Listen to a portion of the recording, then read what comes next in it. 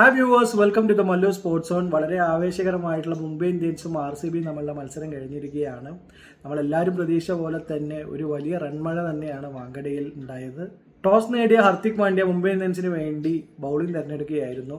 ആദ്യ innings open ചെയ്യാനെത്തിയ Phil Salt Trent ബോൾട്ടിന്റെ ആദ്യ പന്ത് ബൗണ്ടറി കടത്തിയെങ്കിലും രണ്ടാമത്തെ പന്തിൽ ട്രെന്റ് ബോൾട്ട് മുംബൈ ഇന്ത്യൻസ് ശക്തമായി തിരിച്ചു വന്നു. ആദ്യ വിക്കറ്റിന് ശേഷം പടിക്കലും വിരാട് കോഹ്ലിയും ചേർന്ന് ഒരു മികച്ച പാർട്ട്ണർഷിപ്പ് RCBക്ക് വേണ്ടി പടുത്തുയർത്തു. 52 പന്തുകളിൽ നിന്ന് 91 റണ്ണാണ് മൂന്നാം വിക്കറ്റിൽ ഇരുവരും ചേർന്ന് നേടിയെടുത്തത്. ആ ഒരു പ്ലാറ്റ്ഫോമിലോട്ട് വന്ന രജത് പട്ടിദാർ തികച്ചും അവിശ്വസനീയമായ ഒരു ക്യാപ്റ്റൻസ് നോക്ക് തന്നെയാണ് ഇന്ന് കളിച്ചത്. രജത് പട്ടിദാർ തന്നെയാണ് ഇന്നത്തെ കളിയിലെ താരവും. അതോടൊപ്പം ജിതേഷ് ശർമ്മയുടെ ഫിനിഷിംഗ് ടച്ചസും കൂടി വന്നതോടുകൂടി 221 എന്ന പടുകൂറ്റൻ സ്കോറിലോട്ട് RCB കുതിച്ചു.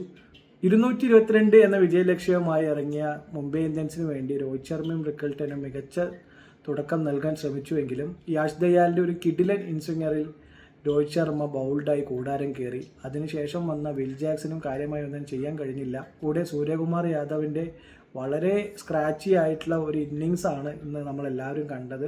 അങ്ങനെ മിഡിൽ ഓവേഴ്സിൽ വളരെ പിശുക്ക് കാട്ടി RCB ബൗളേഴ്സ് പന്തെറിഞ്ഞപ്പോൾ വലിയ ടാസ്കുമായിട്ടാണ് മുംബൈ ഇന്ത്യൻസ് ക്യാപ്റ്റൻ ഹർദിക് പാണ്ഡ്യ ക്രീസിലോട്ട് വരുന്നത്. ഹർദിക് പാണ്ഡ്യ ഇന്ന് മികച്ചൊരു ഇന്നിങ്സ് കാഴ്ചവെച്ചെങ്കിലും അത് മതിയായിരുന്നില്ല മുംബൈ ഇന്ത്യൻസിനെ വിജയത്തിലോട്ട് എത്തിക്കാൻ. അങ്ങനെ 12 റണ്ണ് അരികെ മുംബൈ ഇന്ത്യൻസ് തോറ്റുപോയി. RCB അവരുടെ വിജയഗാഥ തുടർന്നുകൊണ്ടിരിക്കുന്നു IPL-ൽ.